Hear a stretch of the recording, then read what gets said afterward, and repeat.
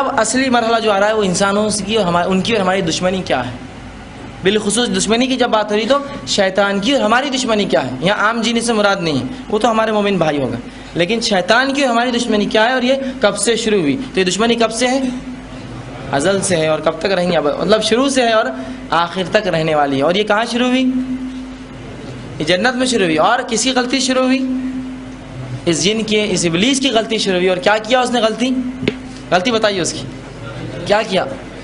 سجدہ, مطلب جھکنے سے انکار کیا. اب میرا سوال یہ ہے کہ اس نے جھکنے سے انکار کیا, اس کی وجہ کیا بنی؟ کیا بولا اس نے اللہ کو؟ کہا میں خیر ہوں اس سے, آدم سے, تو نے اس کو مٹی سے بنایا اور میں آنکھ سے بنا ہوا ہوں. حالانکہ بے بنیاد تھی اس کی دلیل بھی, عقلی دلیل تھی اس کی, اس نے کیا بولے خیاس کیا, لیکن یہ بے بنیاد خیاس تھا اس کا, اس لیے کہ آنکھ میں کوئی صفت نہیں فائدے کی, وہ جہاں بھی لگیں گی نقصان کر دیتی. لیکن مٹی میں صفت ہے, جو اس میں گرتا ہے اگ کر نکلتا ہے باہر. آنکھ میں کوئی صفت نہیں. بہرحال لیکن خیاس کیا اس نے, انا خیر, میں خیر ہوں اس سے, کس سے؟ آدم سے. تو یہاں شیطان نے کیا کیا؟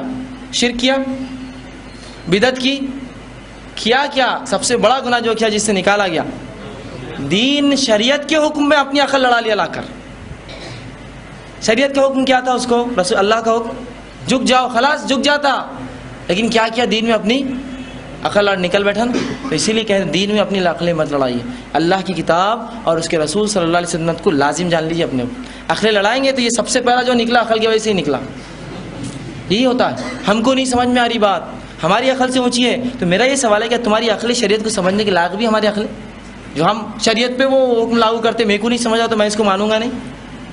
ارے ہماری عقلیں بہت چھوٹی ہے, ہم کو تو کچھ بھی نہیں سمجھ میں آتا ہے. اگر شریعت ہم کو نہ بتاتی اسی کتاب میں کیا ہے اور کیا نہیں, تو ہم ماں بہن میں بھی تمیز کرنے والے لوگ نہیں تھے. اور شریعت نے سکھایا ہم کو, یہ فرق رہتا ہے اس میں. اور تم جانور نہیں, تم انسان ہو, تم ایسے رہا کرو, یہ تمہارے آداب, یہ تمہارے اعتبار. تو ہماری عقلیں اتنی اونچی نہیں ہے کہ شریعت کو اس سے پرکھے, اپنی عقلوں کو شریعت سے پرکھنا لے جا کر, اس سے ملانا, اس کو نہیں ملانا اپنی عقلوں سے لا کر. بہرحال اس نے یہی گناہ کیا, شریعت کا حکم کیا کیا, عقل سے لڑا لیا. میں بہتر ہوں اس سے, اس لیے کہ جب جلتا ہوں تو اوپر اٹھتا ہوں, اور مٹی کا کیا معاملہ, جہاں سے بھی وہ گرتی نیچے ہی آ جاتی سیدھا. بس بہرحال جو بھی تھی اس کی عقلی دلیل تھی, اور اس بنیاد پہ کیا ہوا, ہکالا گیا. اور اللہ سبحانہ تعالیٰ نے جو اس کی دشمنی کے تعلق سے قرآن میں جگہ جگہ فرمایا, اور ایک جگہ اللہ سبحانہ تعالیٰ اس طرح سے فرماتا ہے, سورہ اعراف سورہ نمبر 7 اس کی آیت نمبر 27 میں اللہ سبحانہ تعالیٰ فرماتا ہے, یا بنی آدم لا یفتننکم الشیطان کما اخرج ابویکم من الجنہ. اے انسانوں, اے آدم کی اولاد, یاد رکھو شیطان کے جو ہے, اللہ فرماتا ہے آدم کی اولاد, شیطان تمہیں کسی خرابی میں نہ ڈال دے, کسی برائی میں یا بھٹکا نہ دے, جیسا کہ اس نے اس سے پہلے تمہارے باپ کو آدم کو بہکایا تھا اور جنت سے نکال دیا تھا. مطلب اللہ نے وضاحت کر دی کہ دیکھو اس کی بات نہ ماننا, اس نے تمہارے باپ کو جنت سے نکالا, کہیں ایسا نہ تمہیں بھی وہ بہکا دے, کسی مصیبت اور فتنے میں ڈال دے.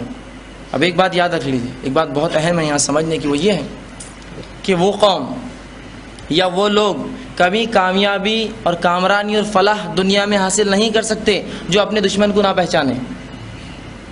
وہ قوم کبھی ترقی نہیں پا سکتی جو اپنے دشمن کو نہ پہچانے. وہ قوم کبھی دنیا میں آگے نہیں بڑھ سکتی جو اپنی خامیوں کو نہ جانے اور ان کی اصلاح نہ کرے.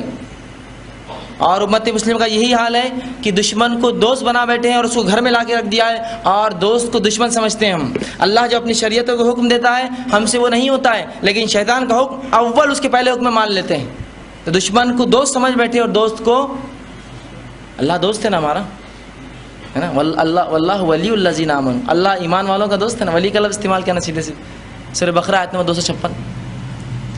تو اللہ تو دوست ہے ہمارا. تو ہم نے کیا کیا, دوست کو دشمن سمجھتے ہیں, شریعت پہ عمل کرنا بڑا مشکل جاتا ہے, اور دشمن کو دوست سمجھتے ہیں. یا جو تھوڑے بہت جو مانتے ہیں, اس کے تعلق سے بات میں ہمیشہ کہتا ہوں کہ ان کا معاملہ یہ ہے, ان کا حال یہ ہے کہ وہ شریعت پہ مرنے کے لیے تیار ہے, اسلام کے لیے مرنے کے لیے تیار ہے, لیکن اسلام کے مطابق جینے کے لیے تیار نہیں ہے. آج مر جائیں گے اسلام کے لیے آج, لیکن اسلام کے مطابق جیو, وہ نہیں ہونے والا ہے. مرنے کی بات کر لو. خیر ایسے کتنے ہی ہم میں جو شریعت کے لیے مرنا چاہتے ہیں, اسلام کے لیے مرنا چاہتے ہیں, لیکن اس کے مطابق جینا ہم کو پسند نہیں ہے. عجیب بات ہے. بہرحال تو وہ قوم کبھی دنیا میں کامیابی نہیں پاتی جو اپنے دشمن کو دشمن نہ جانے, دشمن کو دشمن نہ سمجھے, اور اس کے ہتھ کنڈوں سے اس سے نہ بچے. تو یہ ہمارا دشمن ہے. کب سے؟ شروعات سے یاد رکھیں. اور جس نے اس کی بات مانی, اللہ نے اس کا وعدہ کر دیا, وہ سب کہاں جائیں گے؟ جہنم کی آگ میں. یکون من اصحاب السعیر, سورہ فاطر میں اللہ نے کہا کہ یہ سب کے سب بھڑکتی ہوئی آگ میں ڈالے جائیں گے. وہ خود اور اس کا حزب, اس کی پوری جو جماعت, اس کے پیچھے چلنے والے, جہنم کی بھڑکتی ہوئی آگ میں ڈالے جائیں۔ تو آج ہم نے کیا کیا؟ دشمن کو دوست اور دوست کو دشمن سمجھ بیٹھے۔ تو یہ بڑی سمجھنے کی بات ہے۔ تو یہ ہماری دشمنی تھی جو اس نے ہم سے لی، اور اللہ نے اس سے جو ہمیں آگاہ کیا کہ مسلمانوں دیکھو ایسا نہ ہو کہ وہ تمہیں کیا کرے، نقصان دے دے، جس طرح سے تمہارے باپ کو اس نے جنت سے نکالا، آدم علیہ السلام اور حوا۔ بہرحال